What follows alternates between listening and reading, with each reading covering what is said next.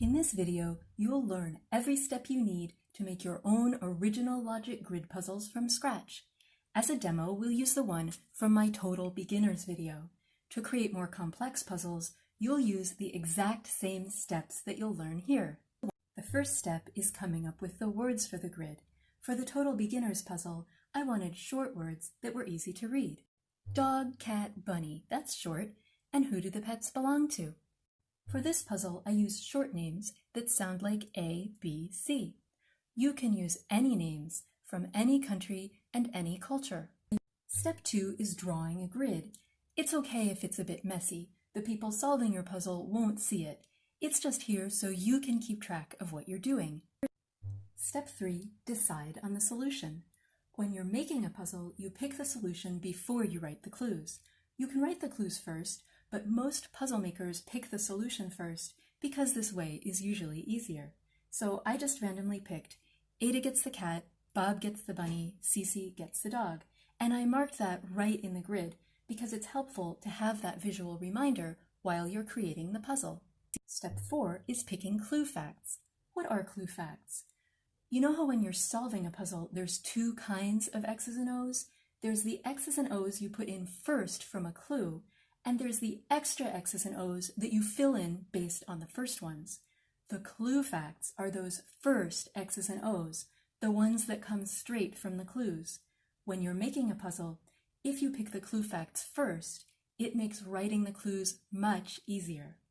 To get started, you just pick one clue fact randomly. I chose the square for Bob and the cat will have an X, meaning Bob and the cat do not go together. We can use this clue fact later when we write clue 1. I like to write a number 1 over it to remind me clue 1 is where I'm planning to use it. For clue 2, I picked a couple of clue facts. We can use more than one fact per clue. We'll pick Ada and the dog is going to be a no, and Bob and the dog is going to be a no. Then I like to write 2's over the X's to remind me to use them in clue 2. To make sure our clue facts will work, think, if we were solving the puzzle and had these X's, what would we do next? We'd fill in the rest. That's step 5. Check to make sure the clue facts provide enough information to get an O in every solution square. I like to use little marks for this to make sure I don't mix up the fill-in marks with the clue facts. These clue facts work, so we can move on. Step 6 is writing the clues. Since we already have clue facts, this part is easy. Clue 1. We want the solver to make an X for Bob and cat. How about Bob does not have a cat?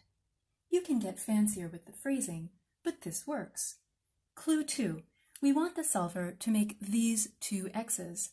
How about the dog does not belong to Ada or Bob? And that's it. We wrote our clues. Step 7 is making your puzzle look nice. Step 8 is asking a friend to test it, and if possible, 2 friends. Okay, you may be thinking, this is elegant, but can't I just take someone else's puzzle and swap in my words?